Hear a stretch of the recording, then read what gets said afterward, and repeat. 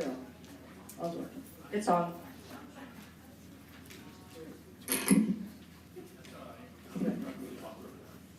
going to call this March 18th meeting to order. For the last time, ask Ms. Hanley to call the roll. Mr. Green? Here. Mr. Lyda? Dr. Middlebrooks? Here. Mr. Murphy? Here. Mr. Posey? Here. Mr. Shaw? Here. Here. Ms. Hanley, for the last time, would you care to give the invitation? And would you like to do the pledge? I would want to take that from Mr. Posey, yeah. Let us pray.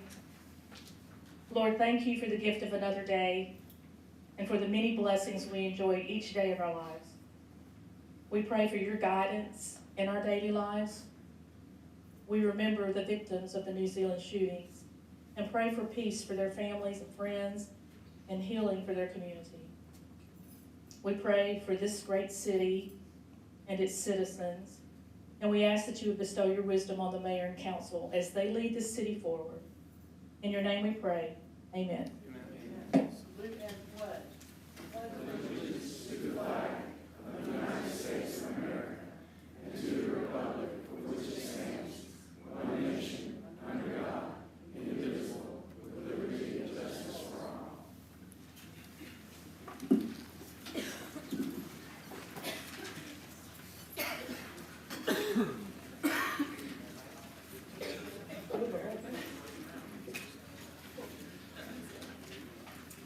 All right. Each council member should have received a copy of the minutes from March 4th and the March 7th special call. Mr. President, I move for approval of the minutes without reading. Second. We have a motion and a second. All in favor say aye. Aye. Those opposed nay. The ayes have it. In the report section, we've got a few proclamations and recognitions. Mr. Mayor, would you and Dr. Murphy like to start us off? Actually, we're going to go another order. Dr. Simmons. Okay. Dr. Simmons.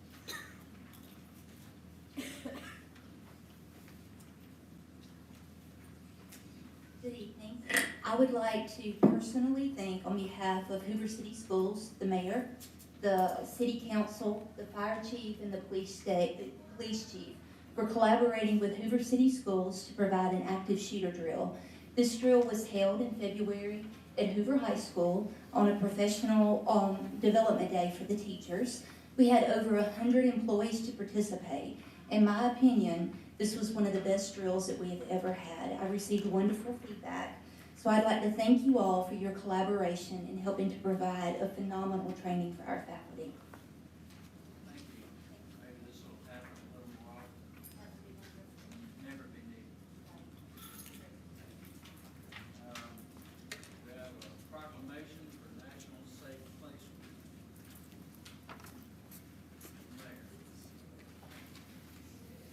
Mayor.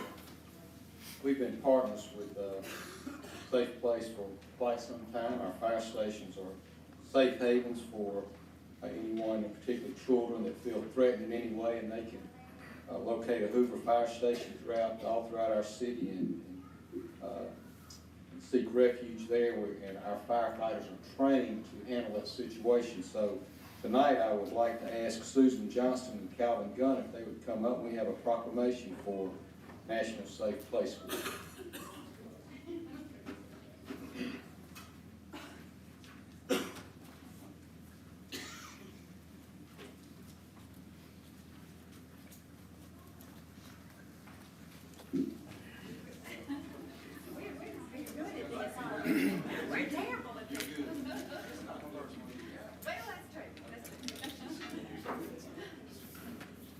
Whereas the youth of Hoover, Alabama will determine the future strength of our country and be bearers of our democracy.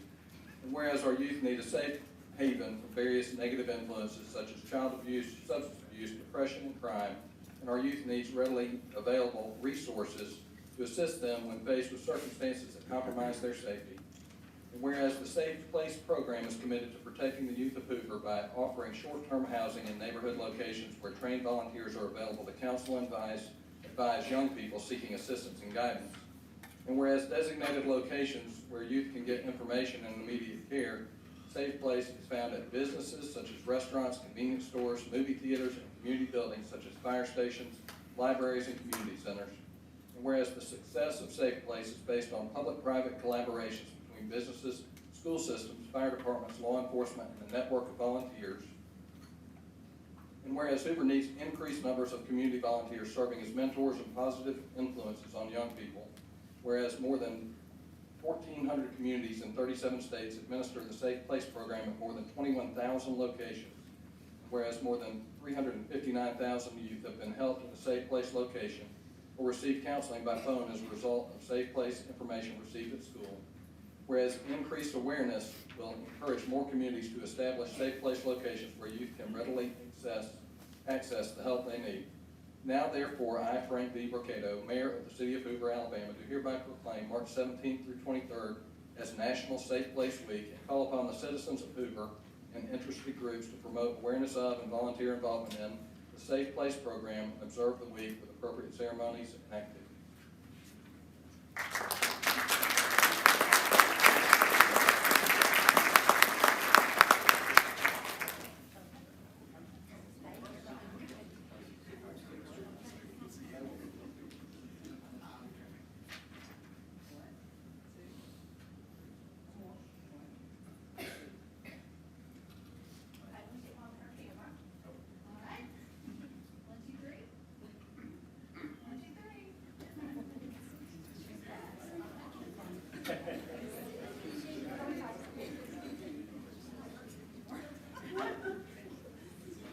Ms. Posey, if you attended any classes at the Rice Office School of Council People taking Mayor, proclamation, Yes. recognizing the elderly department. Right, gosh, we talk often about our citizens and how they contribute to the quality of life in our city, and we talk about, we talk an awful lot about our library, what a wonderful library it is. And there's probably been no one more instrumental than Eloise Martin. I'd love for her to come down. Eloise, come down. She has Karen, her daughter Karen, and your husband, Ken, is he here? And your son Keith and wife Brett and grandchild Hayden. They're all welcome to come down. We love for them to, as a matter of fact. But we are so grateful for what you have done for this city and what you mean to this city. I think 36 years ago. That little bitty, exactly. And I was too, so how about that? So we want to honor you tonight with a proclamation, and as soon as I pull it up.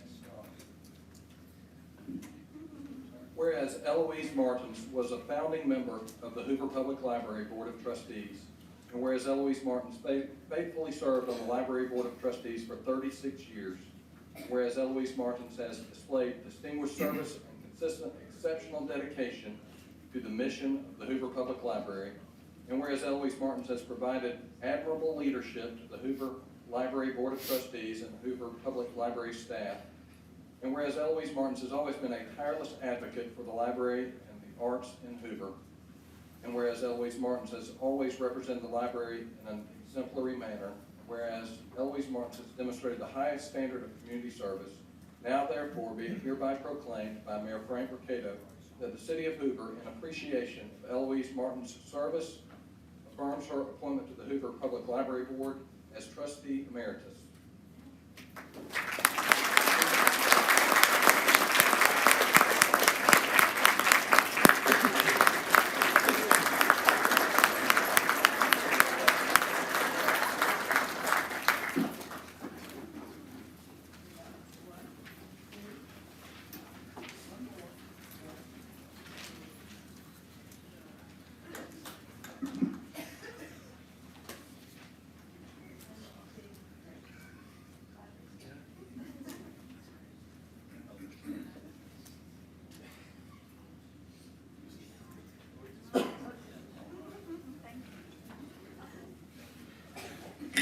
the mayor gave me this opportunity, so I'm not gonna be quiet. You know, many years ago, when I was appointed as the trustee for the library, I had absolutely no idea what I was getting into. Fortunately, we had some professional people that helped to guide us along the way. And I have to say, at that time, the citizens of Hoover had to leave Hoover to go to a public library. And today, not only do we have people coming from other cities to our library, but also other states. They come regularly for our Southern Voices Conference that we just held. And I have to let you know that the tickets for our Friday night speaker, which was Brian Stevenson from the Equal Justice Initiative in Montgomery, those tickets sold out in 1 minute. And that just goes to show you how well we're received throughout this state. We have received so many accolades throughout the years. When Jefferson County and then the state offered the Blue Ribbon Award for the best library, we received it. This last year, or 3 years ago, Amanda, I'm not sure, we may be eligible again, but they had the Gold Standard Award for the best library in the state of Alabama, and guess what? We won it again. So, as a matter of fact, I think the reason I said 3 years is I think they told us that we could not apply for it again for another 3 years. So we may be due again to come up for consideration. I don't have to tell you, but maybe I will, how much this library means to the community.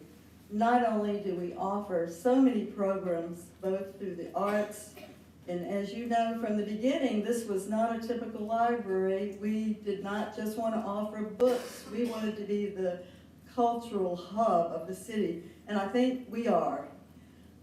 We have nationally acclaimed artists that come regularly to our theater season. We have local artists that come to our plaza and offer wonderful programs. We have marvelous outreach in our community, both to the young people and to the elderly. We offer, as you know, computer classes, one-on-one help, and there's just so much that this library offers to this community. I think it's one of the cornerstones of our city. And I must say too, we never could have done it without the support of our city government. And we certainly appreciate all the support that we've had throughout all these years. We just have received so many accolades, and I could go on, but you've got business here to attend to, so I won't.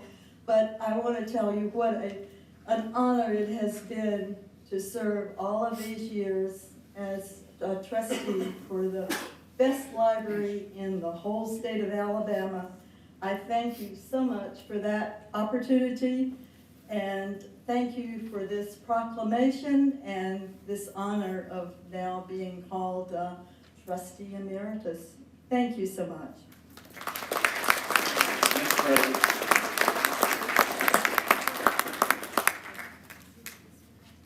Ms. Eloise, while she's getting ready for that, I think that we've got a large crowd here, and not everybody may know that through your assistance from day one to present, that the Hoover Library is the second busiest library in the United States of America, behind the one library in New York.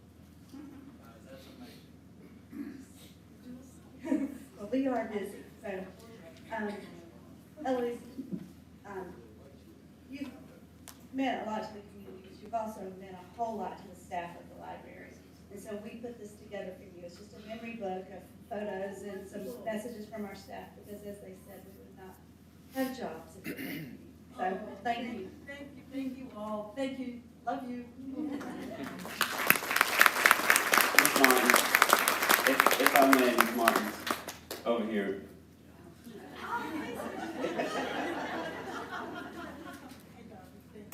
I just want to say thank you for your service. And I want to say thank you for your personal guidance and wisdom you've shared with me. And, Mr. President, at this time, I'm going to make a motion for a vote of concurrence for the appointment of Eloise Martins as trustee emeritus. Second. We have a motion and multiple seconds. All in favor say aye. Aye. Those opposed, nay. Unanimous.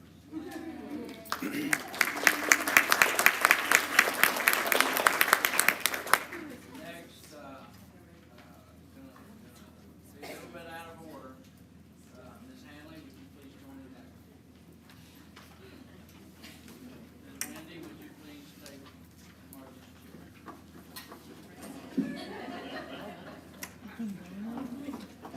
No, they're gonna bring it. We have a presentation for Ms. Hanley. We have a proclamation. Yes, sir, if you would please. Yeah, let's get all the family down. Come on back, baby. Don't leave. Y'all don't want to take pictures after we go. Say when the price is right.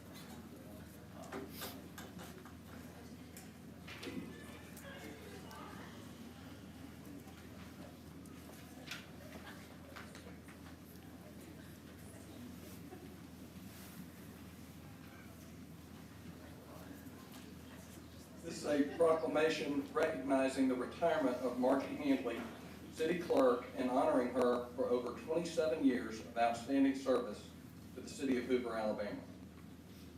Whereas Margie Handley has been an employee of the city of Hoover for over 27 years. Whereas Margie is currently the city clerk of the city of Hoover and has served in this position since April 1st, 2009. Whereas before being selected by the city council as city clerk, Margie held the positions of assistant city clerk under Ms. Linda Crump and also zoning assistant. Whereas Margie has assisted with and/or conducted 6 municipal elections for the city, which grew to be the 6th largest city in the state during her tenure with the city. Whereas Margie is a great team player and has provided mentorship and guidance to those she supervises. Whereas Margie has an extraordinary commitment to customer service and has worked diligently to provide a high level of service to the citizens of the city of Hoover. Whereas Margie has furthered the stature of the city clerk's office by maintaining effective community relationships. Whereas to her fellow colleagues, Margie is known to always have a smile on her face and a perpetual habit of saying yes to any request made of her. And whereas Margie will be greatly missed, now therefore we, the mayor and city council of Hoover, Alabama, on behalf of ourselves and the citizens of the city, recognize and express our deepest appreciation to Margie Handley upon her retirement and confer upon her our highest commendation for the manner in which she has consistently performed her duties with the city of Hoover. We also express our special thanks for her professionalism, deep dedication to service, and kindness to the members of the city Hoover family. We wish Margie and her family the very best in her well-earned retirement.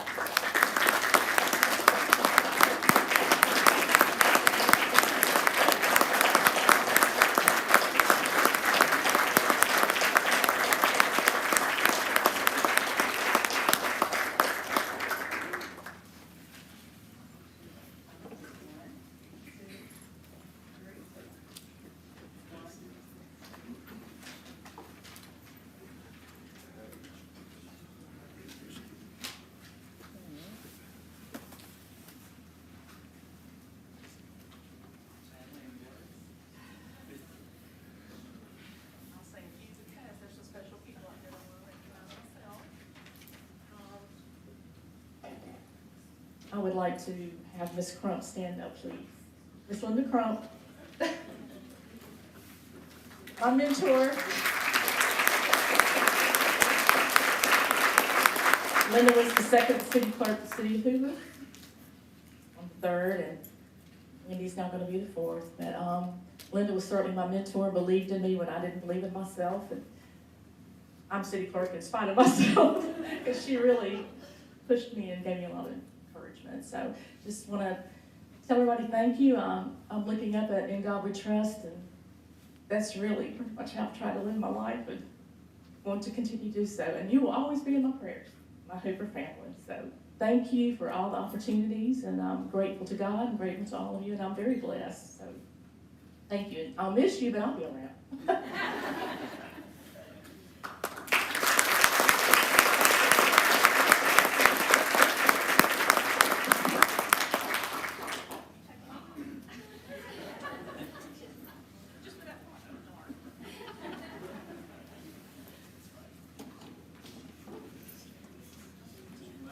Yes, sir, we have a great honor for us again is to recognize employees that have been with our city and have kind of hit a milestone, and we have a number of them from the fire department tonight with 20 years of service. I would ask Larry Florence to come down first. Larry is at Station 1. He started as a firefighter in 1999 and was promoted to fire lieutenant in 2009. And Larry is a great man, a very honorable man, someone that you can count on every single way. He does an outstanding job on the fire department. He's brave and he's skilled, and he's one of our great leaders, and we are grateful to have him as part of our team. Congratulations on 20 years.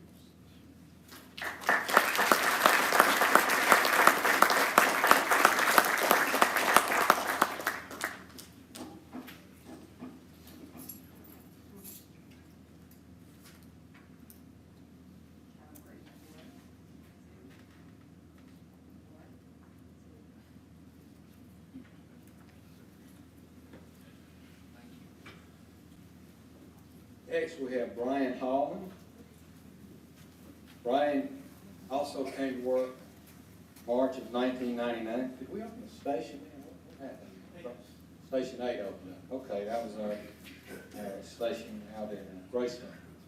Brian, again, just a fine young man, always has he's a gentle kind of a guy, but an outstanding firefighter, a wonderful leader, just a kind of person that you want to be around. He's very skilled at his job, an outstanding paramedic as well, and a good family man. We are so grateful to have individuals like you on our department.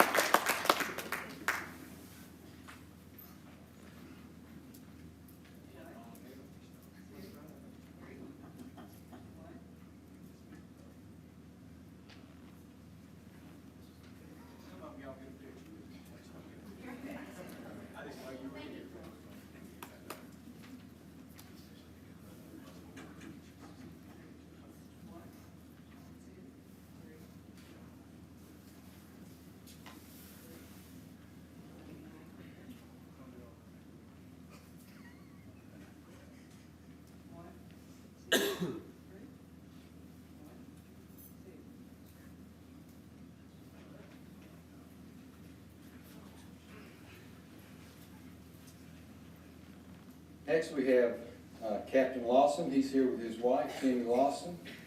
Lindsay, I thought I saw you. Come down. Timmy hired on in 1999 as well, and he was promoted to fire lieutenant in 2010, and in 2016 he was promoted to fire captain. And Tim is just an outstanding young man, very knowledgeable, very good in his job, very skilled in technical rescue, and does a great deal of work in that area for us. And we actually are part of a statewide team, and Tim is involved in that and heads that up, and has been on a number of those large incidents outside our city. But just a solid citizen, and just a great man, a good family man, and got a wonderful wife with him as well. She takes care of him. But we are so happy that he's one of our leaders. He's a captain at Fire Station 4, our busiest station, and so that's an honor in itself to head up that station. So thank you for all of your service as well. I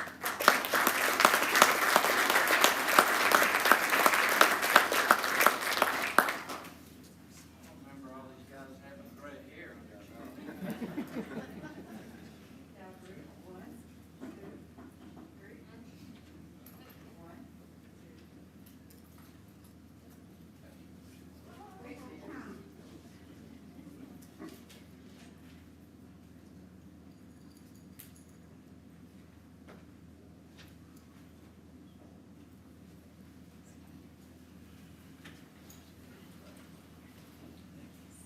and Lieutenant Michael Norman. Michael, stand. Mike started with us again on March 5th, 1999, and he was promoted to Fire Lieutenant in 2014. Michael is just a solid kind of guy, just always smiling like that. Someone you can rely upon. He's a leader now at Fire Station 4. Been many calls with you, haven't we? I tell you, we've been together a long time, as have all of these gentlemen out here. Someone that you can always count on, a very brave individual, knows his job, technically sound, outstanding paramedic, and just an all-around good guy. We're grateful for your service as well.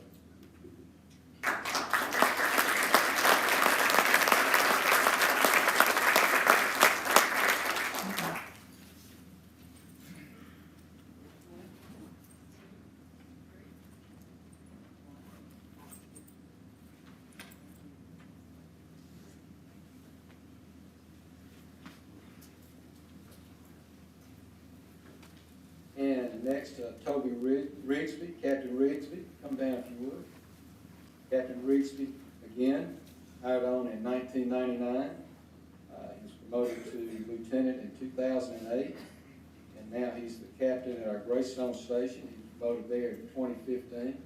Toby, again, one of our great leaders, and progressed up through the ranks and just has always done a really fine job, someone that we can count on in a command position as well, as he's called on often to step in for the battalion chief and fill that particular role. And everyone in the department knows that you have to have someone very strong in that position that you can hand those duties off, and he's an extremely competent individual when it comes to that. Just does a wonderful job at Station 8, a very solid kind of guy, never gives you any trouble. He's always an individual that wants to come up with solutions, and those are the kind of leaders that you need, and we're so proud to have someone like him in a leadership position at the city of Hoover and on our fire department. Thank you, sir.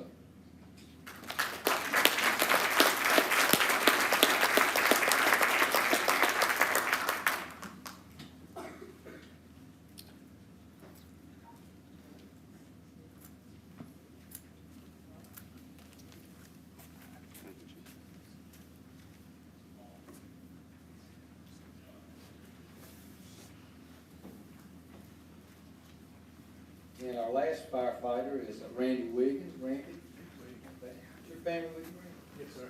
And let's see, Megan, and Hoover, and Marley. Come on down.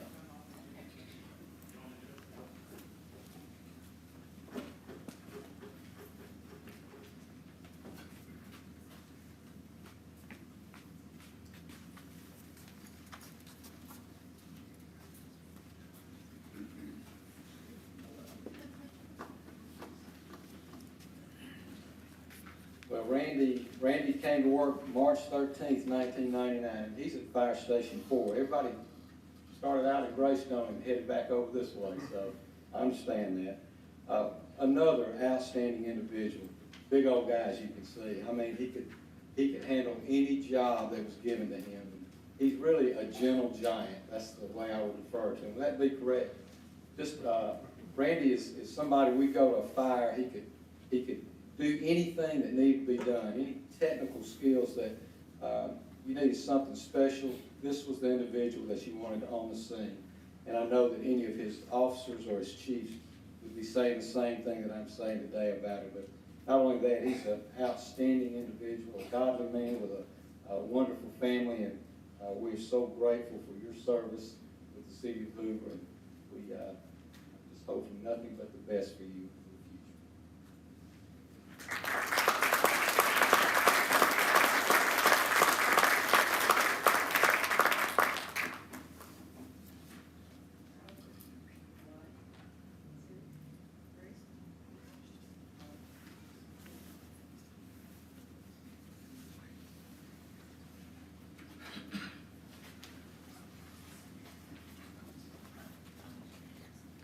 Next, we've got an old timer. Jim Hayes. Jim, come on up. Jim started out in the police department as a public safety dispatcher in 1984.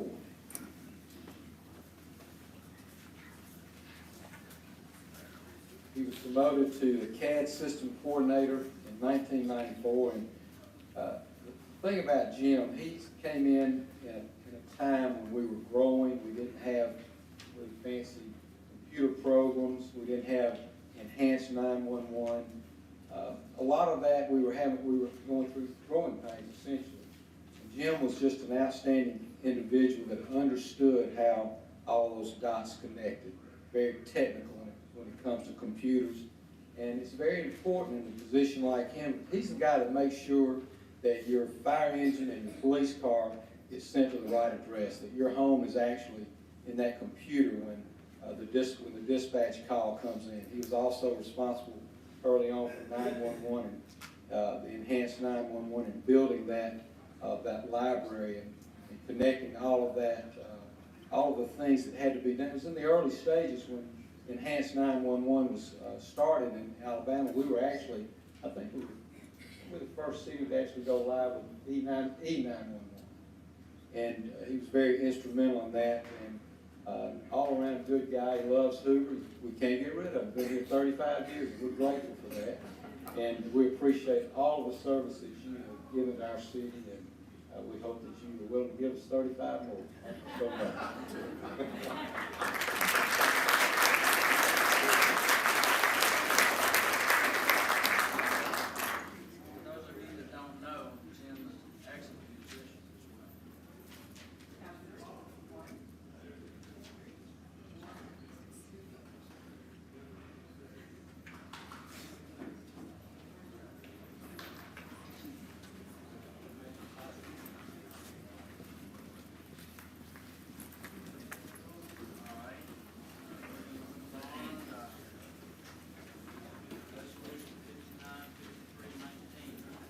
This resolution amends the budget for the fiscal year ending September 30, 2019 to provide for the items set forth on the attached Exhibit A. Mr. President, I move for the approval of resolution number 595319. Second. Motion and a second. Dr. Lopez. Here you are. Since we didn't have work session last Thursday, we need to go into some details. Sure, as you can see on your attached Exhibit A, there are a few items to make up this small amendment. The total of the amendment is right around $48,000. It includes budgeting for a grant that was received for bulletproof vests and the match that we have with that. A small contribution that was given to the beautification board. Some additional funds for the Shelby County Humane Society. There was a small increase in our health and welfare payment that runs through Jefferson County property tax, so we're going to go ahead and cover that. Also accreditation funding. This here is specifically for police and fire departments, work on their accreditation. And then we actually reduced the balance in one project to help offset that, and so the net of all of those is $48,405. Questions from the council? Leo?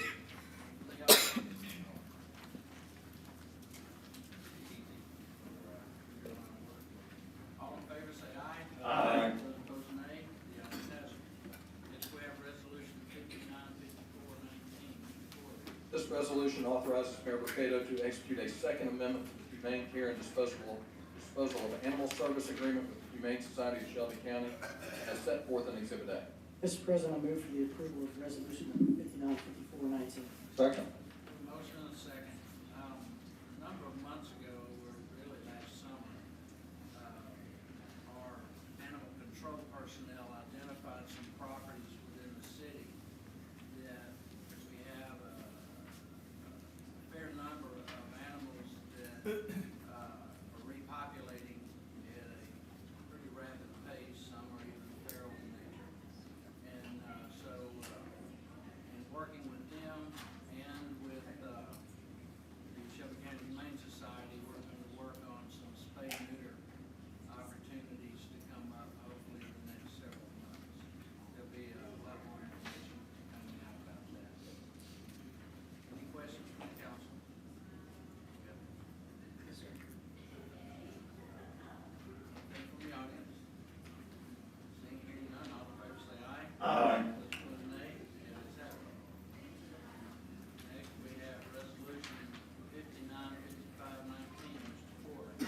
This resolution authorizes signatures for various accounts with Regions Bank and Wells Fargo Bank as shown on Exhibit A. Mr. President, I move for the approval of resolution number 595519. Second. Motion second. Dr. Lopez, I don't believe Mr. Yeager should have short description. Sure, due to our city clerk retiring, we thought we should probably replace her name on all the checking accounts that she's on, and this resolution will effectuate that, and just updates all of his accounts accordingly. Almost like she was never here, huh? Exactly. I don't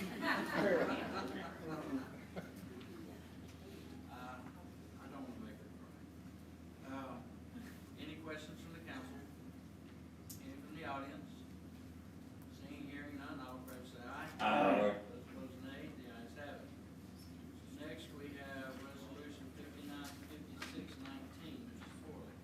This resolution authorizes the Birmingham Waterworks Board to install fire hydrants at the locations of the Lake Wilburn Phase 6 development as listed in the resolution. Mr. President, I move for the approval of resolution number 595619. Second. We have a motion and a second. Chief Bentley? Go ahead on that. Just saw you. Everything's good, more hydrants installed, phase 6. Just normal housekeeping. Very good. Any comments or questions from the council? Any from the audience? Seeing and hearing none, all in favor say aye. Aye. Those opposed, nay. The ayes have it. Next, we have resolution 595719, Mr. Corley. This resolution authorizes Mayor Mercado to execute a professional services agreement and accreditation documents with the Center for Public Safety Excellence for the Hoover Fire Department. Mr. President, I move for approval of resolution number 595719. Second. We have a motion and a second. Chief, I know we talked a little bit about it earlier today and even prior to this. I know we've got that wonderful ISO 1 rating. Yes, sir. That. That's great. Thank you, Mr. President. This is the accreditation process that we discussed a little over a year ago that we've been trying to get prepared to start. And we weren't really going to start this year. We're going to wait until next budget year. But since we've got things in place, we feel like we're ready to go with it. That's part of the budget adjustment that we've asked for. And so this is a process that could take us a year to 2, possibly 3. And of the 19,000 fire departments in the nation, there's only about 265 fire departments that are accredited. We're asking to use this technical assistance program through the center so that they can help guide us through this process, because we really don't have the administrative staff to just push off on this task and that's all they do. So this is, we want to go ahead and try to get this thing kicked off if we can, and that's what this budget amendment is for. Next year, we'll budget for the remainder of funding for this project. Questions for the chief? Yes, sir, Mr. President. Chief, if accredited, what does this mean for our employees, and what does this mean for our citizens? Well, as you well know, we're in ISO Class 1, which is outstanding. That's the best rating that we can have for any fire department. What the accreditation process does for us is it allows us to have an outside agency actually go through everything that we do and stamp it that it's what we say it is. If I continue to tell you that we're great and wonderful, that's one thing, but for an outside agency such as the Center for Public Safety Excellence to tell you that, that's something else. And like I said, of the 19,000 departments across the nation, there's only 260 or so that are accredited, none in Alabama. The closest to us that we can tell is Atlanta, multiple departments in Florida that are accredited. But I just think it's really an awesome way for us to go through our department and change some of our leadership styles and management styles to give you some firm numbers, maybe where fire stations need to go. That's one of the things we're starting with this process is the standards of cover first, and then the strategic plan. The standards of cover will actually give us some good information. We feel like we know where the fire station needs to go from the data we've collected, but we think that this will help us to determine that more specifically. Thank you. Any comments or questions from the audience? Anything else from the council?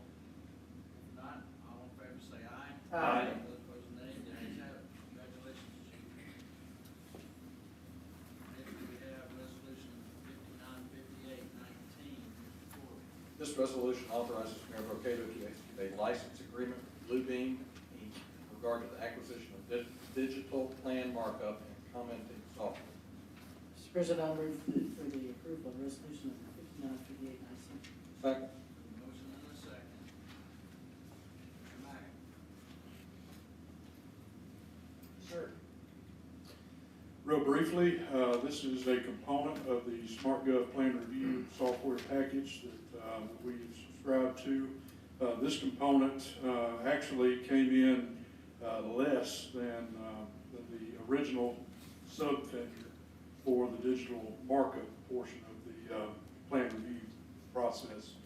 They had a vendor that came back and was going to charge quite a bit more for the service. SmartGov said that their aim is to service small and mid-sized cities.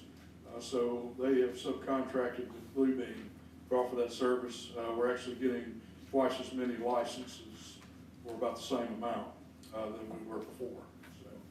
So this part of the program will allow us to check out digital versions of site plans, subdivisions, et cetera, that our review team reviews on a monthly basis. Allows us to comment directly on those, creates a catalog of all of our comments in real time, so we can be more effective communicating with our customers. Allow the different departments that look at those plans, building inspections, fire department, That's correct. a lot fewer footsteps. Absolutely. Any questions for Mr. Mack? If I could ask a couple. So is this is this what allows submission from the digital submissions, or is that a separate piece of software? Well, the digital submissions will come in under the SmartGov overarching platform.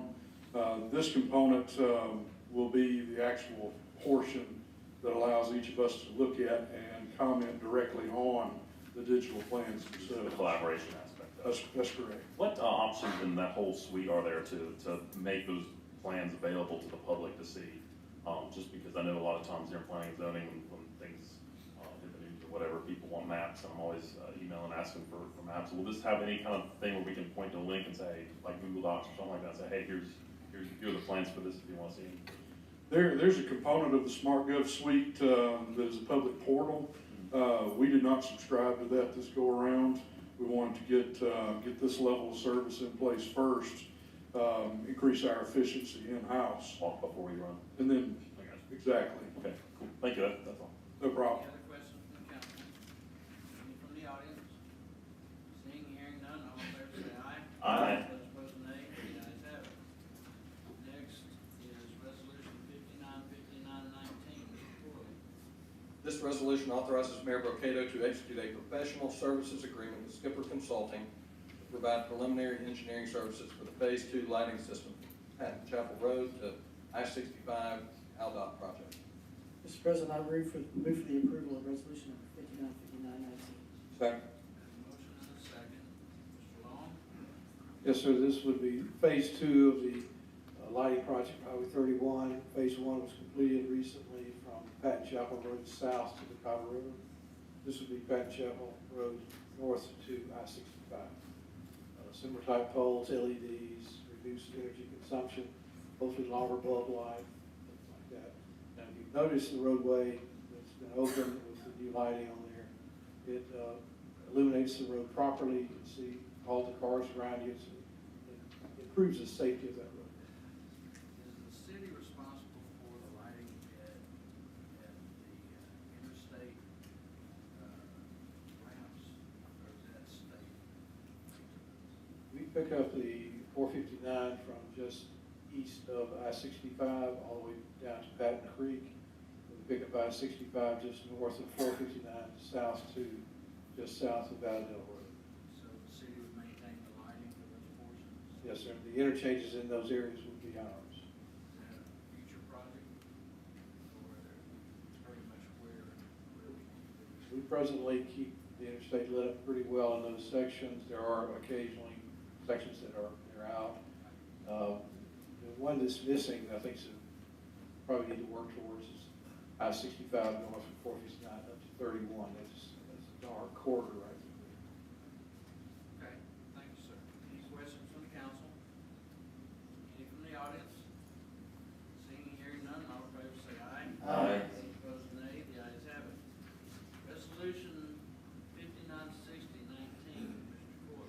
resolution authorizes Mayor Mercado to execute a grant agreement with Calico Resource Conservation and Development Council, Inc., to provide reimbursement funds for the Explore Playground project. Mr. President, I move for the approval of resolution number 596019. Second. Motion and a second. Ms. Nance, care to talk to us about this? This is, we're receiving a grant from Waco. It's a reimbursement grant. And so this just gives the mayor permission to sign it. That we will be receiving the $25,000 to go toward the playground. We have a project we're going to do yet. Yes, May 1st. May 1st. Yes. Very good. A lot of people waiting. Any comments or questions from the council? From the audience? Hearing none, all in favor say aye. Aye. Those opposed, nay. The ayes have it. Next, we have resolution 596119. Mr. Corley.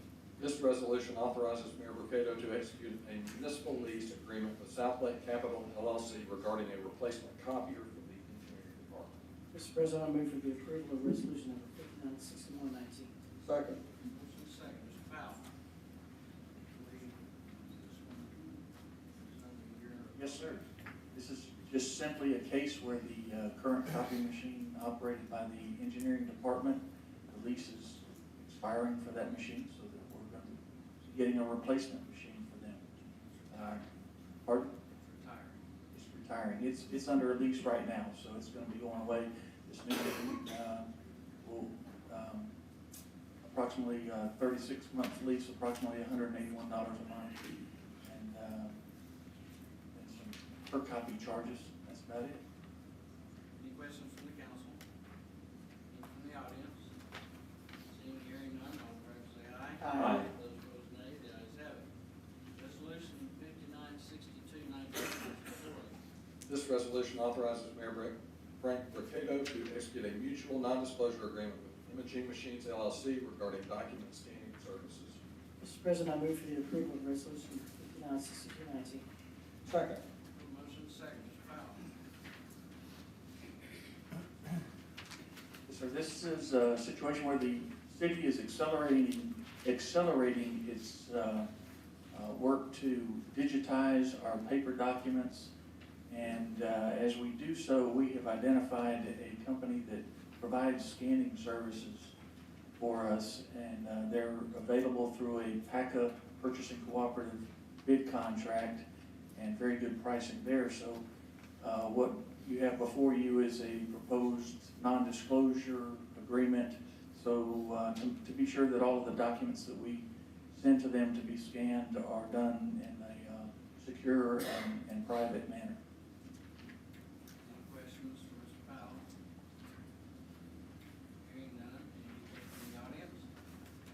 Hearing none, all in favor say aye. Aye. Those opposed, nay. The ayes have it.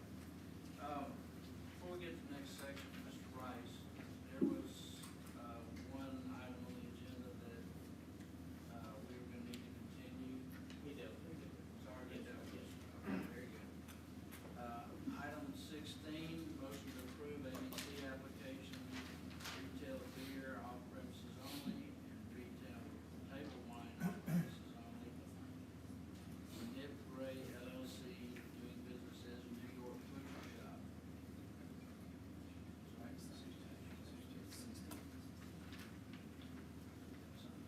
Yeah, this is U6. Okay. Mr. Rice, can you give me the most recent? All right, then new 16 is resolution 596319. Mr. Corley.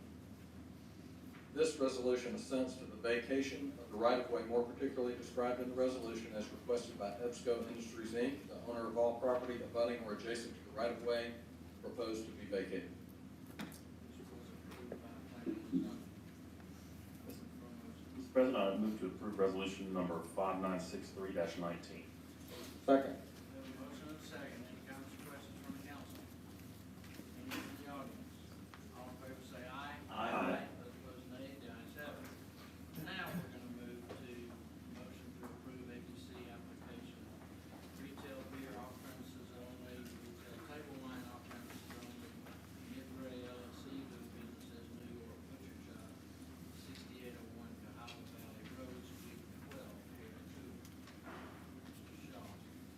President, I move to approve the ABC application. Second. Have a motion and a second. Any comments or questions? Everything came back, Ms. Hanley? Madam Clerk? Any comments or questions from the council? Any from the audience? Seeing, hearing none, all in favor say aye.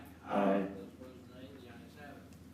Next, we have a motion to approve an ABC application 240 nonprofit tax exempt for Junior League of Birmingham doing business as Junior League of Birmingham Bar and Bash, 2019, to be held on April 25th, 6 to 10 p.m., 2467 John Hawkins Parkway here in Hoover.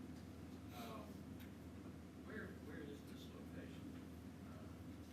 Mr. Shaw or Mr. Rice? Gilman Dixon, that's what I thought.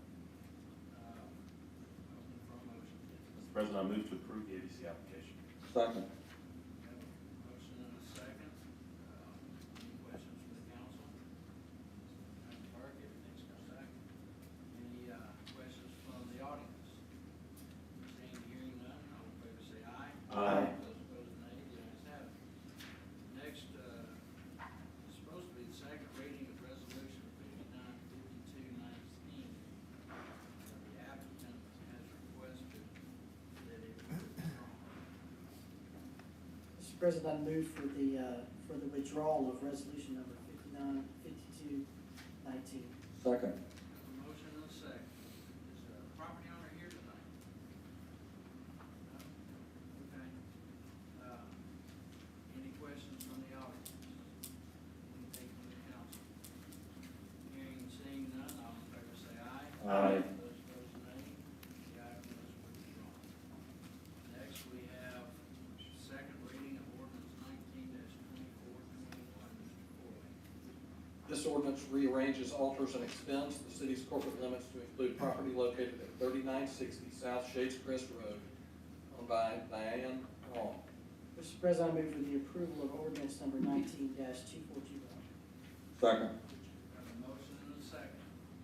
Any comments or questions from the council? Any from the audience? Seeing and hearing none, Madam Clerk, please call the roll. Mr. Green? Aye. Dr. Edwards? Aye. Mr. Murphy? Aye. Mr. President? Aye. Mr. Shaw? Aye. Mr. Smith? Aye.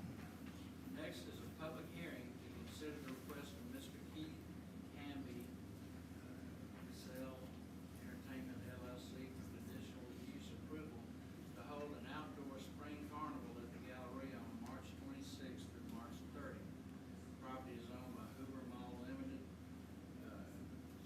Galleria Venture and is zoned PC Planned Commercial. Mr. President. Mr. Martin, can you explain this a little bit? Yeah, have this hold for a moment. We did that, we're having a hearing first. Oh, this is a public hearing, so we don't need. Mr. Mack. Yes, sir. It's my understanding they're going to have a smaller size carnival. That's going to be located for a couple of nights towards the end of the week into the beginning of the weekend. The original location, I believe, was JCPenney parking lot. My understanding, with conversations with the ownership of the Galleria, location is moving to the Avita parking lot towards the south end of the campus. So will consist of several rides as well as a couple of food vendors. Who's responsible for the safety inspection of the rides? We actually will have State Fire Marshal. This is a public hearing. Any questions or comments from the council? Any from the audience? Might have a chance to ride Tilt-A-Whirl, I don't know. Maybe Michael Jackson's Ferris wheel, like at the SEC. Well, if we are not going to have anything else for the public hearing, then, yes, we close the public hearing, and now we're going to consider, the request for the conditional use. Mr. President, I move to approve the conditional use. Second. We have a motion and a second. Once again, any comments or questions from the council? Any from the audience? Hearing none, Madam Clerk, please call the roll.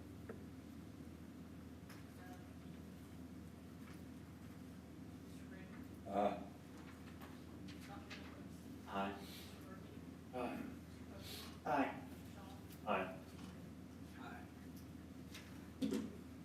Next, we're going to set public hearings for Monday, April 15th, 2019, 6 o'clock. Consider the following.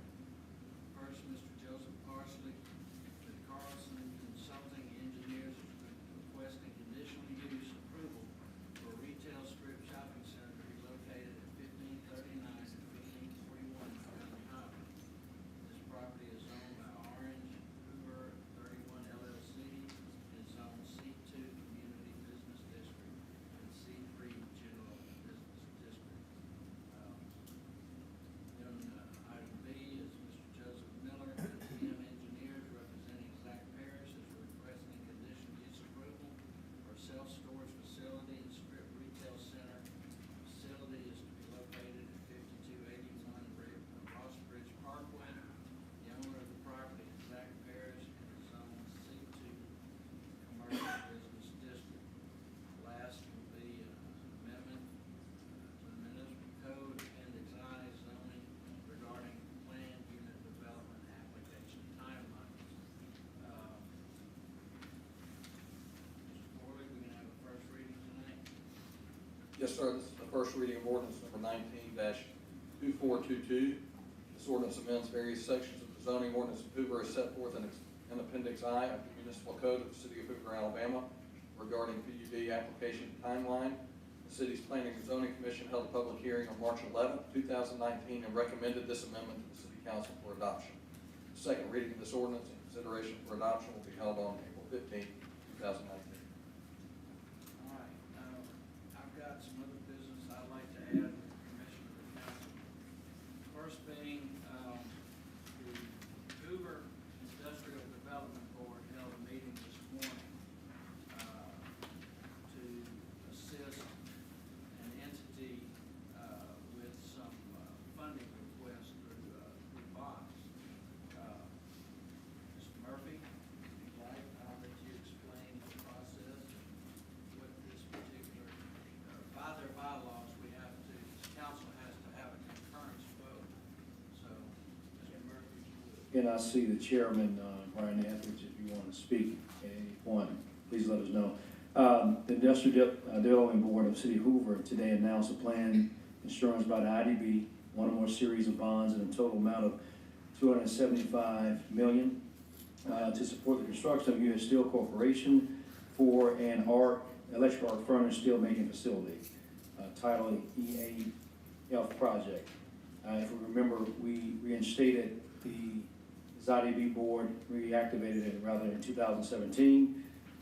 This bond is qualified under the federal state tax exempt status, and the company, which is U.S. Steel Corporation, is solely responsible for the bond. Neither the IDB nor the City of Hoover is responsible or obligated for this particular bond. Under state law, the board may finance projects within 25 miles of corporation status, which this falls up under. The regional economic development portion of this, U.S. Steel expects to approximately $215 million in investment to this project, which will equate to roughly 150 additional jobs, employment opportunities and workforce development for U.S. Steel. Will be incorporated in the City of Hoover and training and other things. City long track record with U.S. Steel is affiliated, our extended ties with the city and long-standing value incorporated in our city. Seeing that the mayor some weeks ago partnered with the mayor of Pelham with the fleet management process we're working with, and also seeing the board on the other side of town working with other entities, I think that makes a good government, and I think this makes a strong regional project and cooperation. So if I need to miss anything out, Mr. Etheridge, please feel free to come. If not, I think you covered it very well. okay, all right. President, I'm free. All right, Madam Clerk, Mr. Corley has a copy of this resolution. If you would please, sign it the next available resolution number. Mr. Corley, the resolution. Yes, sir. This resolution authorizes and approves the project with described Councilman Murphy at the United States Steel Corporation for the bond financing for the electric arc furnace. And that this resolution would consent to and approve the project in accordance with the board certificate of incorporation.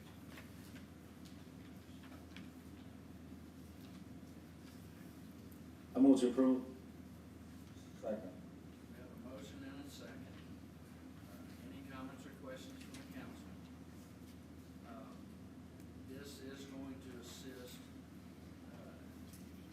U.S. Steel with more revitalization of the Fairfield plant, as I understand, Mr. Mayor.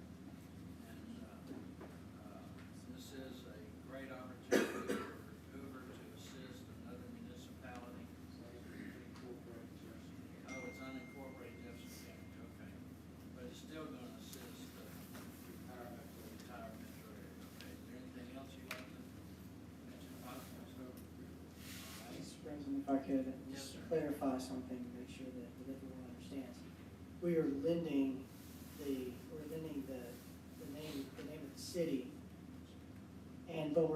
But while we're lending our credit to that, we're not responsible for paying the bond back. So the city is lending its credit to U.S. Steel to get the bond through the IDB, but we're not taking it as part of our bond debt services the city. Any comments or questions from the audience? Mr. President, what is the amount of the bond? $275 million. Not to exceed, and I would just clarify, it's actually not the city's credit, it's United States Steel credit. The bond issuance through the board, through the separately formed Industrial Development Board, is simply a conduit lender to provide access to tax-free bond financing. So it does not affect the city or the IDB's credit rating in any way. That answers my question. That was my question to you. Mr. President, I would add, we're not liable for the bonds. If something goes bad, we're not on the hook for any of that. That's correct. Mr. Chairman, is there anything you'd like to say? I think the right word would probably You might need to come down.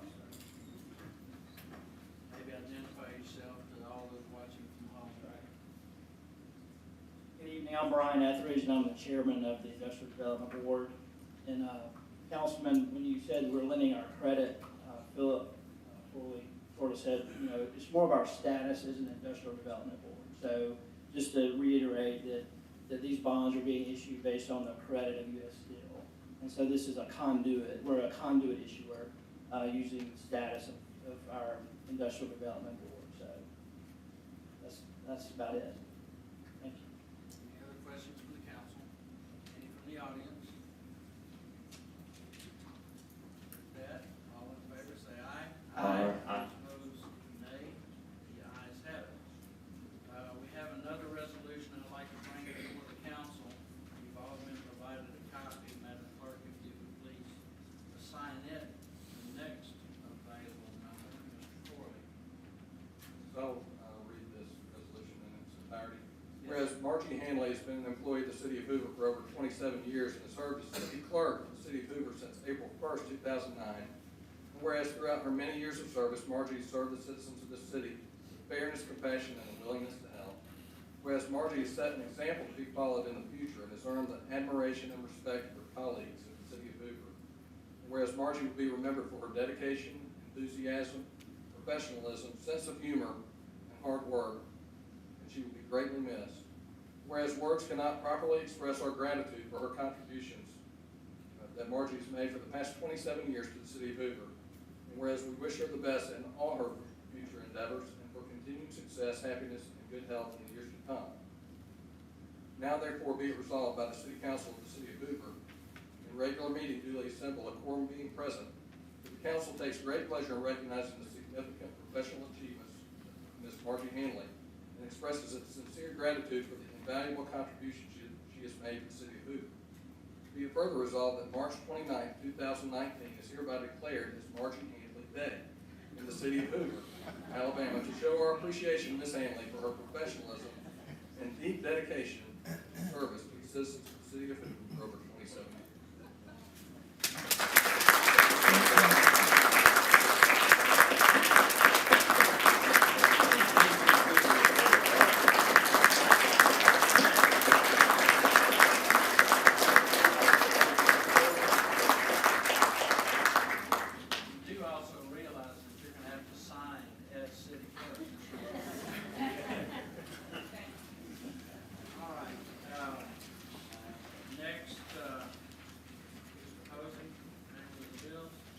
sir, I reviewed the bills when I was in the back, and I move that they be paid in order. Second. We have a motion and a second. Any comments or questions from the council? I have one quick statement. Yes, sir. I probably should have asked Mr. Rice early on. Hope he prepared. We talked briefly about Birch Tree. Oh, I need to, I keep forgetting that. We gotta pay the bills first. I'll just pay it off. Well, I'll pick back up at, I don't know, it's an emotional moment. All right, we have a motion and a second to pay the bills. All in favor say aye. Aye. Those opposed, nay. Birch Tree. Probably right back in the middle of it. All right, now we're How going many to open up questions? for comments and questions. First from the council, Mr. Murphy. Can we get a status on Birch Tree? Pull. Got the first part of that in between that, Helen? I got you. I got you, appreciate it, man. Mr. President, yes, sir. Mr. Westhoven attended the recent park board meeting last Monday night, I believe, Tuesday night, I think. And I think there were members of the Birch Street Board also in attendance. And so there was some conversation there about what role, if any, the park board might wish to have in long-term resolution of the issue of Birch Street. I think those conversations will continue. Of course, Mr. Lyda was present as council liaison to the park board. I was at the Board of Ed meeting, so I won't try to speak to the specifics of what took place. But I know that there'll be ongoing dialogue between the park board, the board of directors of the Birch Street Pool, and city staff to determine, and the council, of course, to determine what the long-term options might be. I don't think we know the full picture right now. Do we have any, at least proposed engineering estimates on whether it's feasible for total demo, new or renovation? Because, renovation means that sometimes it's twice as much as new. Right. All the work we've done to date is based on repairs, renovations, remodeling of the pool itself, not addressing, we've done a little bit of work on the possible addition of a ADA compliant restrooms in the pool building, but that would be the extent of the scope affecting the building. We have not priced a complete replacement of the pool at this point in time. If possible, can we at least get a somewhat of an estimate? Because what'll happen is we'll keep putting money into something that will cost us more and more, and then at the end of it, we'll decide, well, we could just build a thing, or at least come up with another alternative. So it'll be nice to kind of know before we put another dime into it, is it more feasible for something new, possibly something on both sides, scales, men size, same quantity. At least we'll know what we're looking at when we start talking about taxpayer dollars. So that's my only comment. Sure. Yes, we have to. I know we have some representatives from Birch Street here since the settlement has been reached. Any of y'all like to Can I ask Mr. Rice a question before we finish? Before you sit down. At this point in time, there has been one allocation of funds. How much have we spent out of that initial allocation? And I know there were talk of what would need to be added to that. So what have we spent to date? How much is left of the initial allocation before we get to talking about a second? I'm gonna pretend like I know that answer, and I'm gonna look at Mr. Westhoven, because I know we've done a lot of electrical work and also paid for some design work and getting the estimates. So, we have about $125,000 left. The initial allocation was $189,000, so it's the difference between those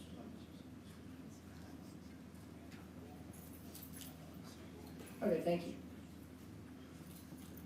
Anybody from Birch Street like to speak? Come down and give us, you know, the drill.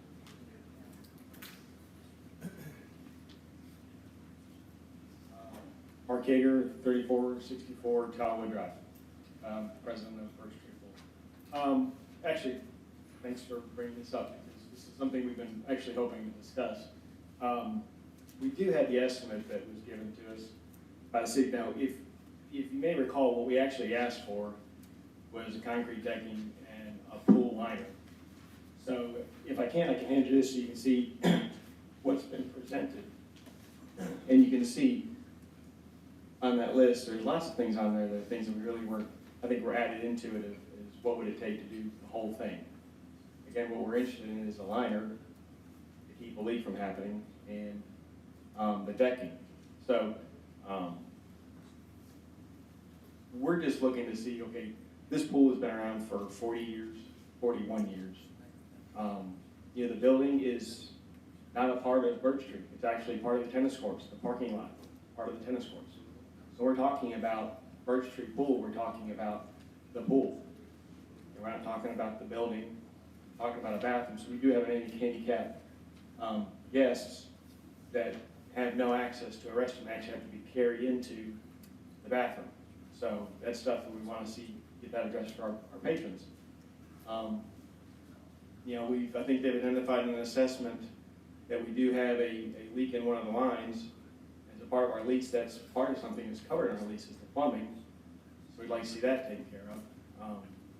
I don't know, we've seen we've not seen any numbers in terms of what's been spent. We've heard from electricians anywhere from 10 to 15,000 on the electrical.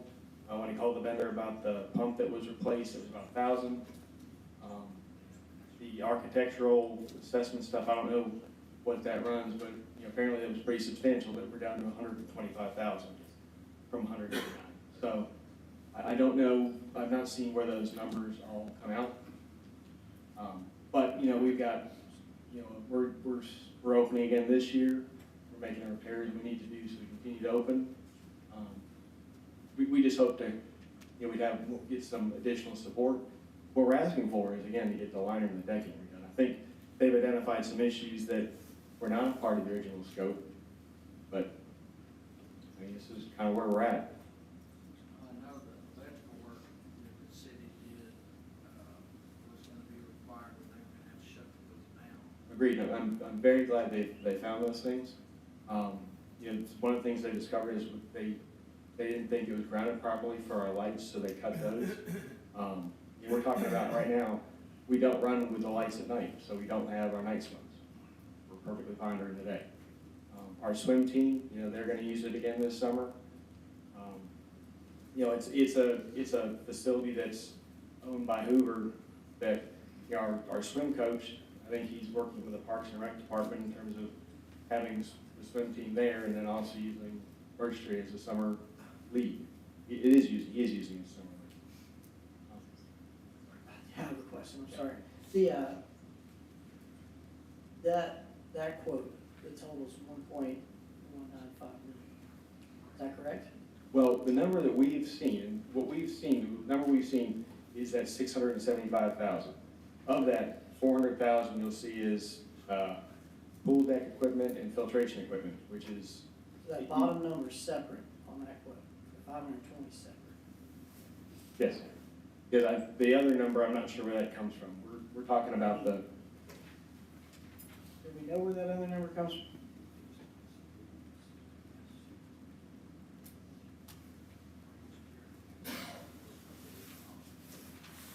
Any other questions, Council? I did have one. Do we know where that other number comes from?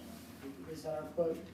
You know, Mr. Posey, let me just say that, you know, when we started this project, as we looked at it, you can't take just the deck in isolation. You can't take the liner in isolation. So as we started investigating that project, it tended to grow on us. And then as it grew on us, then code issues also grew on us. So as we continued to look at it, the project continued to get larger and larger. I'm not exactly sure what you're looking at there, but be happy to take a look at it. Yeah. I'm just curious. I think we need an all-in number because this is the all-in number. Okay, so we need that and then understand, I guess, what it's going to take to get it to code, that kind of thing, so we understand what that is, so we know what we're faced with funding. Right, right. The green number is the more accurate number, the $520,000. The $675,000 was a different number, a different option, so to speak. And you can see with the yellow, it had the new deck and filtration equipment that they were talking about at $400,000. That was changed down into green as we isolated what was going on, what was needed, what wasn't needed. Okay, thank you.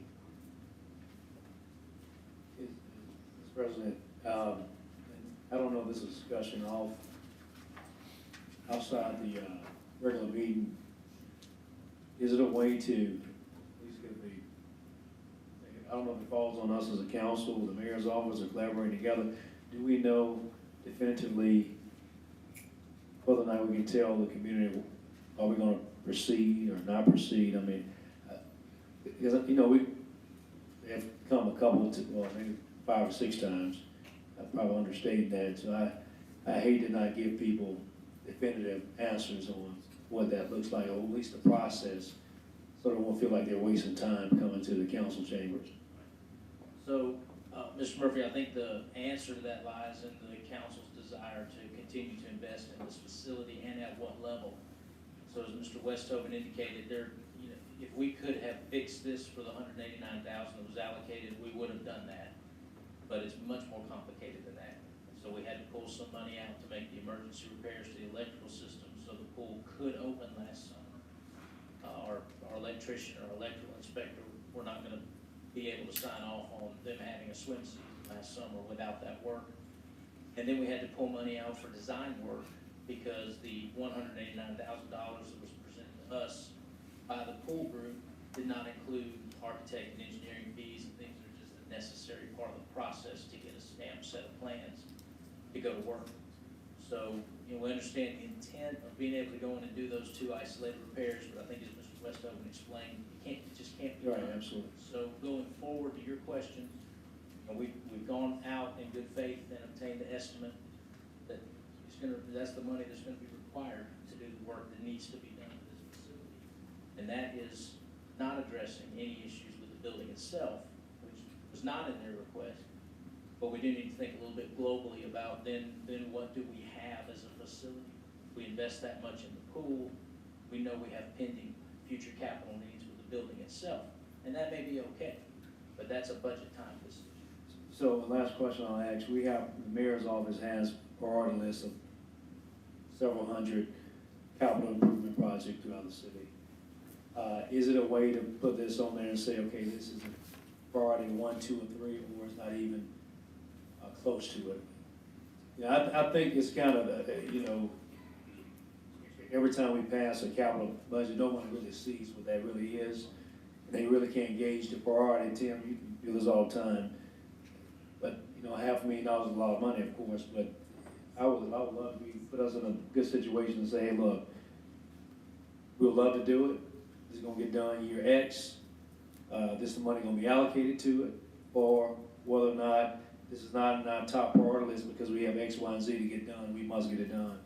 I think if we come back, we're going in circles all day, and to be fair to the engineering department, because, you can't get sugar out of lemon, if that's the case. So Well, I just, Mr. President, if I can, I just want to make a comment. If, in addition to being under your capital projects, it also is under Park and Rec's purview. So is there a way that we can push this to committee, to them, and have them come back and give us a recommendation? Yes, sir, and I think that's an interesting point. The council president and I spoke earlier today. This is actually, to our knowledge, the only recreational amenity in the city that does not fall directly under Park and Rec. Hence the dialogue with the park board to decide where this should be. Should it be in their inventory? Should it be part of a master plan to create a new aquatic facility? Those are long-range questions that we should at least consider for allocating this type of money for a pool facility. To your question, Mr. Murphy, about prioritization, when we come for budget hearings, we know in advance that there's a sense among the council about where this falls. We will certainly craft the capital budget portion of the request accordingly. So we'll just continue to have those conversations with council members, so we'll get a sense of where the priority should be. I don't believe that you could do really any work at this point and have a season this year. That's correct. I think the only thing we might be able to, we've talked or evaluated is a handicap restroom. It's a possibility for our handicap patrons. Well, what I would recommend and would like to do is to put this subject on the Park and Rec Committee, let the chairman call a meeting and hold some lengthy discussions there, and once some determinations are made, bring it back. All right? I believe Mr. White chaired that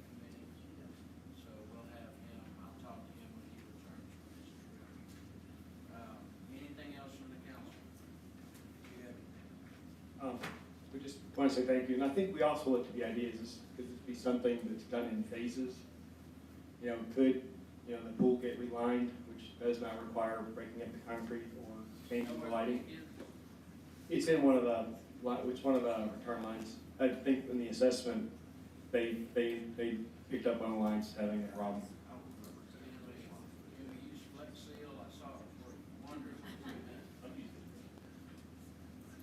Okay, well, that's better. Okay. All right, well, it's gonna go to me. All right, thank you. Anything else from the council? President, I'll just recognize we have a couple folks in the audience that came here from Miss Handley that are people with a long history of service to Hoover. We have Mr. House in the back who worked for a long time with planning and zoning. It's the first time I've seen you since since you kind of moved on. So welcome back. Mr. Pate, who's been involved in just about everything in the success of the city, and Admiral Natter, who served on the city council and is just an all-around public servant in a lot of ways. So just wanted to make sure we recognize that they were here tonight because they're getting all the way to the end. Go ahead. Denise, Yeah, well, y'all go ahead with that because I was saying. Chief Wingate is here. We have a lot of folks. Yeah, in fact, I've still got the mayor's office under your name. Anyway, it was really cool to see everybody here tonight. Yeah. You even have somebody back here, another former dispatcher. Maybe she came to see Jim, I don't know. All right. Anything from the audience? Robin, come on down. What we're gonna do tonight is we're gonna allow 5 minutes. We'll start the clock.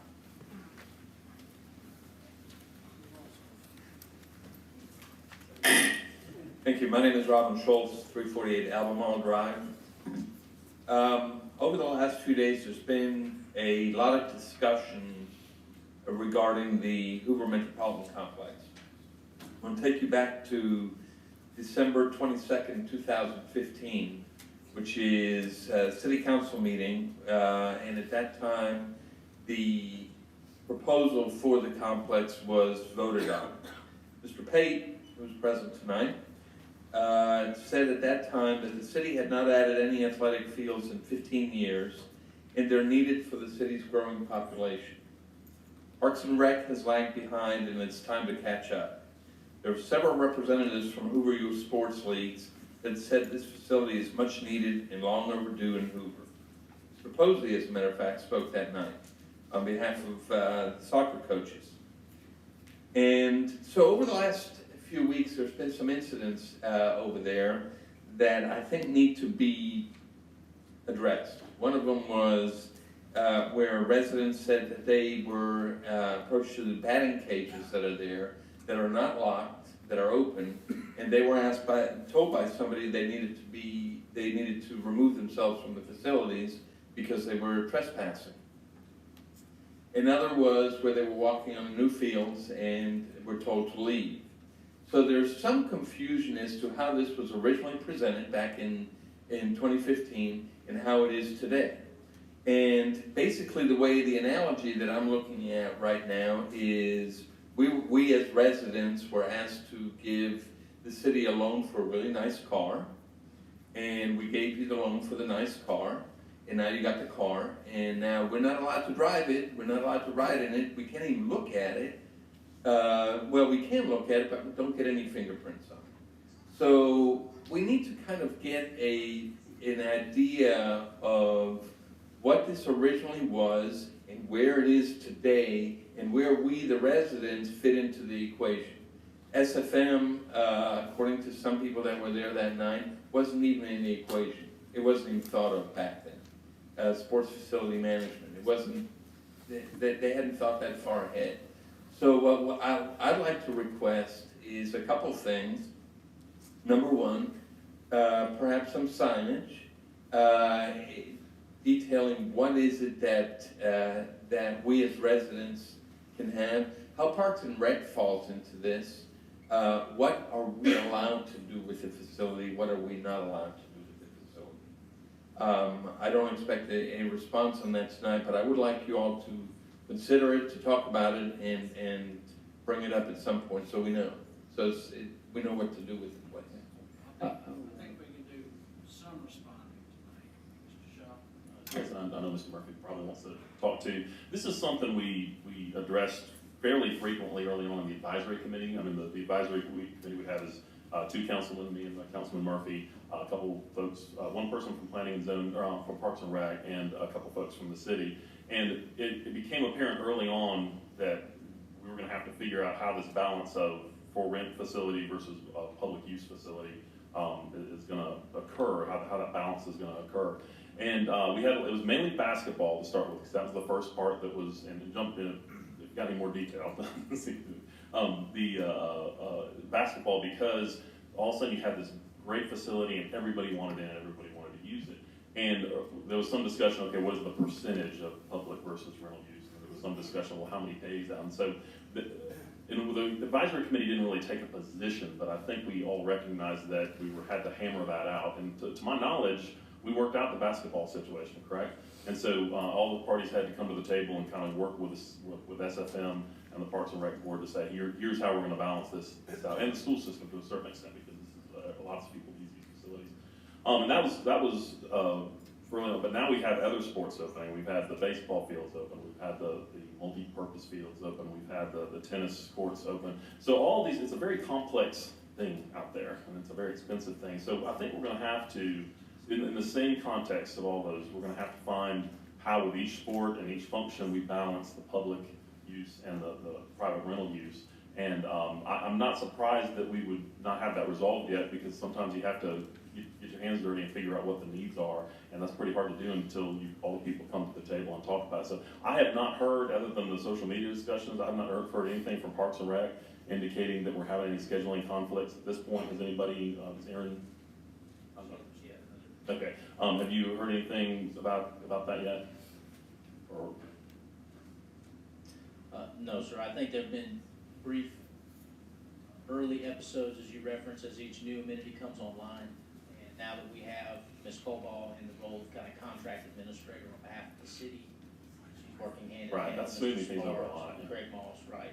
There are regular dialogues in place that address exactly that for each sport and the leagues that are involved in those sports. So I think there's going to be an effort to address what you're talking about when it comes to the Parks and Rec access and the for lease access.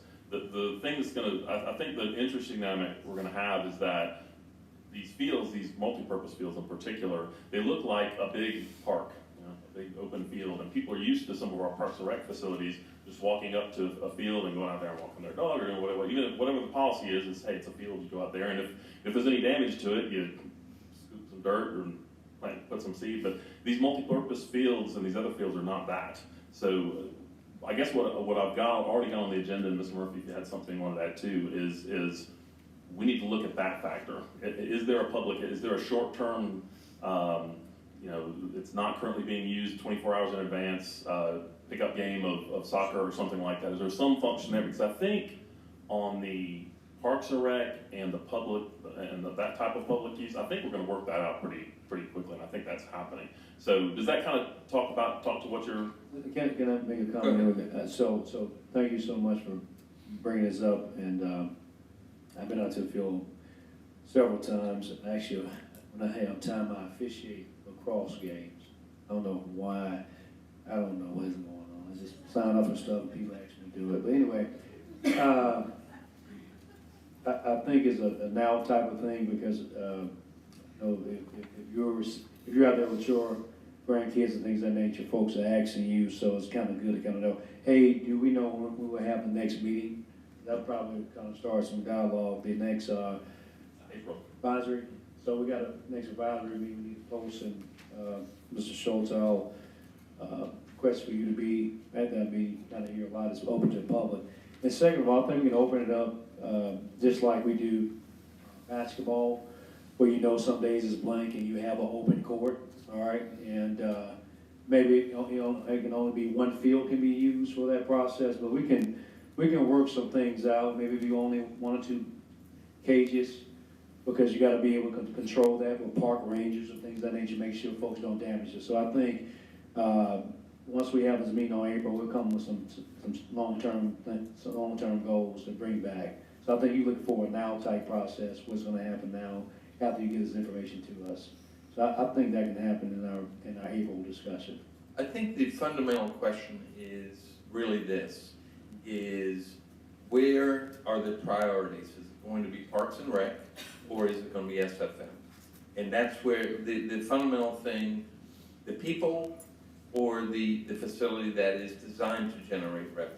And if we can get to that at some point, that'd be great. I gotta be blunt, and I'm not gonna give you a political answer. When we got onto this, well, I speak for myself, got on the council, we knew we had, let's say, a $90 million facility, all right, that if we don't make money, you know, it won't be used by the public in a sense, because it won't be able to make profit. So we have this now, we gotta work out an in-between and make enough money for it to be sustainable, enough money where you have 10-year, or maybe even the way it's been used, let's say lacrosse, it tears up your field. So you're talking about a 5 to 10-year lead time on replacing that field. So you gotta have enough money in the bank so the mayor's office can be prepared to take care of those different things. So we gotta have a balance. So it can't be one of those things where it's all public and all over here. We gotta pay for it. With any project, I believe, once you bring it online, you gotta tweak it. You know, you got a brand new house, after a year, they give you that warranty, because after it goes through the seasons, your paint is gonna crack, so they gotta repaint it again. So I think we're in that point where the facility's brand new, it's settling, we got a lot of things right, get some things wrong, getting reports back from you, we're gonna tweak it, and after a while, it's gonna run pretty good. So I don't wanna give you this a lame answer on what's gonna take place now, or I'm anti-public, but I am pro-Hoover from the standpoint, fundamentally, we gotta pay for it to make sure Hoover residents are enjoying the quality of the park. So I think if you give us the April-ish. Yeah, I mean, all we're asking for is something to where we know what the deal is. I just don't want to give you political answers to you. Yeah. I hope I didn't give one ticket. I mean, those are great points. That's exactly what I mean. We had to hammer this out through all of the phases so far, and I'm sure we'll have to hammer it out with these multi-purpose fields as well. And we've already got a little agenda based on various feedback groups, and I'm sure we'll be talking about that at length at that meeting in April. I'll make sure you know about it. So. Right. Thank you very much. One thing I would like to add, Mr. Schultz, not all parks in Hoover are walk-up and use facilities. Literally ballparks. If it's out of season, obviously somebody can walk up, but mainly it's league plays, team practice, things like that. It's not very often because they do have so many kids playing that somebody can just walk up and use a sports facility without at least talking to someone. I think we have something very similar here in the fact that there are Hoover teams and Hoover leagues playing on those fields, but they're scheduled. You don't have that many just walk up and use opportunities because they are. Correct. And I'm with you on that, and I agree with that. Okay, with Shades Mountain Park, we use it when nobody's on it, we go and do batting practice or something along that line. I'm with you on that, I don't disagree with that. I think that the biggest thing is just some kind of write-up that tells us what it is. That's the Thank you. Yes, ma'am.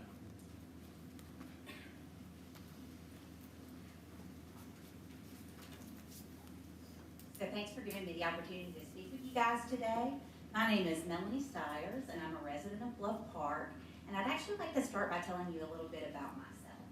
So 6 years ago, my husband and I began to think of having a family, and we knew that we had to move out of our cramped 2-bedroom condo downtown to get a place with a yard where we could raise our family.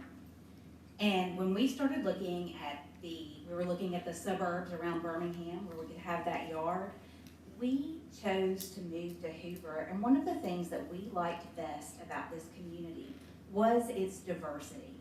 I'm proud to say that my daughter will be starting kindergarten at Bluff Park Elementary next year, and she'll be going to school with all kinds of kids from all different walks of life, from all different backgrounds, all different races and ethnicities, and that's something that we really love about this community. However, recent events have suggested that even though we're a really diverse community, we may have a few problems with being welcoming and inclusive. And after the events that shocked all of us that happened at the Galleria where E.J. Bradford was shot, we were not only shocked by that event itself, but we were really shocked by some of the responses that came out of the community afterward. I was very saddened, and a group of us got together and wrote a letter about those events and how our community could do better. We shared that letter with the mayor already. And recent events have suggested that, have even further confirmed that we have some issues here. So with the video that circulated recently from our high school students, and then several of you were there last week and at the meeting with the school board, and you heard some of the experiences that our students of color have in our schools. I'm sure many of you were as sad as I was, and I think now that we know these things, we can't just look the other way. So even though this letter was written after the events of December, I'd like to take just a moment and read this letter to you, and I have copies for all the city councilors, that was signed by almost 150 Hoover residents about these events. How long did you do it? It's only one page, we'll make it. Just check. If we can talk about a pool, we can talk about this issue. So, I'd like to say, dear Mayor Burkado, members of the City Council, and fellow Hoover residents, we're writing as your friends, your neighbors, your coworkers, your fellow volunteers, and your fellow worshipers. We know you, we are you, and we know we can do better. Over the last several weeks, like you, we've experienced discomfort, worried about our children, and seen a city that we believe in be splashed across the headlines in a way we hoped would never happen. We watched a family agonize over losing a son, seen a mother rejoice that a stranger helped to save her daughter, heard the cries of protesters seeking change, and worried about how all the facts would unfold. In the near future, evidence will be released, giving us all a better understanding of what happened at the Galleria. But regardless of the outcome of this investigation, this tragedy has brought some very real fears to light. Despite our diversity as a community, it's become clear that we haven't been as welcoming or inclusive as we should have been. We haven't listened well or loved enough. While we're no longer the Hoover of our founders, we still have a ways to go to become the Hoover we need to be today. As every journey begins with a step, we implore you to join us in taking the following actions to move our city towards a kinder, more inclusive, stronger Hoover. First, I hope we can all pledge to immediately stop all negative, name-calling, and hateful posts on social media and remove or boycott sites or groups that stoke negativity. Because this isn't who we are, we'll hold one another accountable to elevate the discourse. Two, and I think this began to happen last week at that meeting with the school board, that we will commit to listen to our neighbors in order to better know and understand them. Encourage Hoover city officials, faith communities, businesses, and civic groups to organize community meetings, experiences, and opportunities to help us better understand how people of color experience Hoover. Commit to participating in those groups in order to learn how we can be more welcoming to people of different races, faiths, and experiences. As Southerners, we know about being stereotyped. So we should be able to sympathize with others who are. Third, we hope to vow together to make positive change, requesting that the city create a task force of Hoover citizens who will review civic, law enforcement, and educational institutions to better guarantee a hospitable environment for all people. Working alongside city officials, this group could suggest policy with the goal of making Hoover more inclusive and welcoming to all of our citizens. By taking these steps, we hope to create a stronger Hoover where we can all live, work, worship, and play together. This was signed by almost 150 Hoover residents, and I want to close with one of the comments that one of those people left as they signed this letter. So what this person said was, we have to address racism. It has to stop. We all can and should do better. Let's become a shining example of change. we're convinced that we're at a point where we can take some of these events that have happened and turn it into something positive. So that's what we're calling on our community to do and for all of us to take part in that. Mr. President, if I could ask Mr. Rice a question. Number 3 has already occurred. There's already a grassroots group in place that is working on these items that have been suggested here. Is that correct? I'm sorry. What was number 3? I just had, oh, yeah. Yes, sir. So, and I'll certainly defer to the mayor for any comments he would like to make. Very much at the height of dealing with the second incident, we began to have conversations about the long game here in Hoover, what kind of community we want to have in the long run, what we want to see, and the incumbent responsibility to be a model of how these types of events are managed. And I think we all have to acknowledge that city government has an important role, but doesn't have to impact change inside homes or inside hearts. We can lead, we cannot control behavior, and I think we all know that. So from the spirit of leadership, there's been a number of conversations, and they occur rather every day in City Hall, and I know that all of you have been involved in this dialogue as well. But we did identify very quickly that there was a group that came together literally in homes and began to meet, self-initiated. Grassroots is the exact perfect description. And it's a very diverse group of individuals, diverse on many levels. And so they have been working through these issues for many weeks, and the mayor has instructed us to partner with that group and provide resources to them. It's not a mayorally appointed panel or anything of that nature, but it's a group of our citizens. And so they're working through difficult questions, and we are working with them to get their output and their work product, and that will help guide a long-range plan to address these things. I think very soon we'll be releasing some information of some initiatives that have gone on, some for the entire duration of this political term, actions that have been taken by this council and this mayor that, of course, predated the immediate events that we're all dealing with. And I think people will be a little bit surprised to see some of the things that happened. They've been going on quietly, behind the scenes. Change has been occurring. It hasn't been done in a very public way because we just all agreed that it was the right thing to do, and we just started doing it. So I think a little report card on those initiatives is probably due at this point so the community can see those things. But as that group continues to do their work, we're hand in hand with them to find out what they will report to us are the differences in experiences of different groups within our city. Anyone else? And last point, tomorrow, 6 to 10, we have a Facebook Live panel discussion on race in Hoover. I want to thank the mayor for agreeing to be on that panel. We have roughly, 5 more people that will be on that panel as well, too. Time again? 6 to 7, did I say 10? It's been long, man, I'm telling you, I apologize.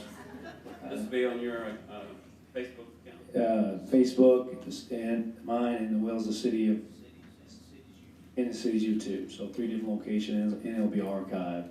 And this will be one of many.